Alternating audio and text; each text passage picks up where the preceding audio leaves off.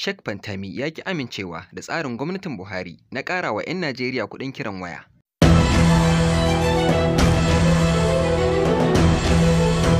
Zainab Ahmad, ministan kuɗi ta Najeriya, ta ce gwamnatin tarayya tana ci gaba da shirin aiwatar da ƙarin kashi 5 na haraji kan ayyukan sadarwa, kamar yadda shafin The Cable ya rawaito.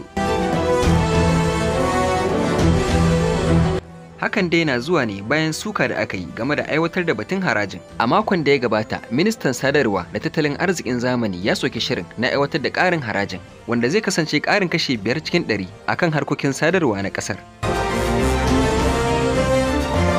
Isa Fantami ya nuna cewa sam bai kamata a yi wa 'yan Najeriya wannan ƙarin kuɗi ba, saboda halin da 'yan ƙasar suke ciki a yanzu ma ya ishe su.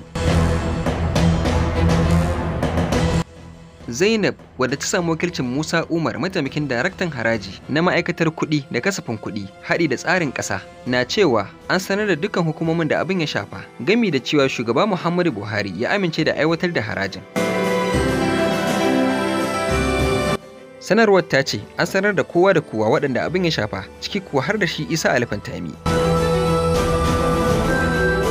Takaddar mai lamba F17417/VI/286 mai kwanan wata na 1 ga watan Maris na shekarar 2022 mai taken amincewar matakan ƙarin haraji da garan bawul, an tura ta ga ministoci daban-daban har da ministan sadarwa da tattalin arzikin zamani da wasu shugabannin hukumomi. Ministan ta kuma soki rashin amincewar da Minista Fantami ya yi, ta ƙara da cewa tare da shi aka yi dokar kuɗin, kamar yadda jaridar Vanguard ta rawaito.